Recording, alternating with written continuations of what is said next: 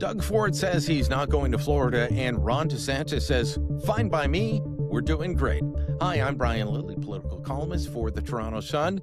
Look, Canadians have been boycotting travel to the United States ever since Donald Trump announced that he would, try and make us the 51st state more than 12 months ago, back in November 2024.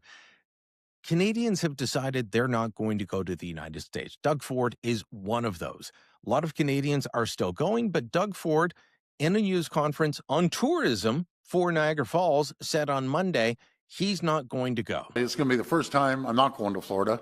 But I talked to so many people. Don't let this guy, Trump, determine and ruin your life and everything. That's my personal choice.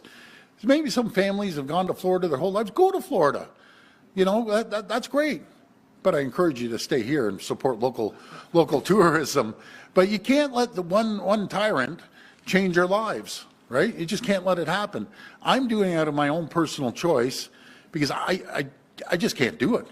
But don't let this guy change your lives. If you go down, you see, maybe their grandparents are down there, maybe they're somewhere else. So we'll get through this. But they're hurting down there right now. They're hurting on all fronts. Now, as part of those comments, Ford said that Florida is hurting. They're hurting down there, he said. That, caught the attention of Florida Governor Ron DeSantis, who said, no, we're doing just fine, and we keep winning Stanley Cups. Look, let me address the Stanley Cup thing first. It hurts, okay? Look, since Ron DeSantis became governor of Florida in 2019, Tampa's won twice. The Florida Panthers have won twice. That's 4 Stanley Cups since 2019. You know what? Last time a Canadian team won the Stanley Cup was 1993, and the last time an Ontario team won was 1967. I don't even think Doug Ford was 3 years old at that point. I wasn't even born. This is a problem for us. But let's get back to the tourism issue. Is Florida up or down on tourism? Canadians are not going as much as they used to. We've gone from 1.3 million in 2024 in the first several months of the year to 1.2 million. So yeah, we're down. Canadians are down. Unfortunately, Americans and other international tourists are up. In 2024, the Americans saw a record number of tourists enter Florida, 143 million.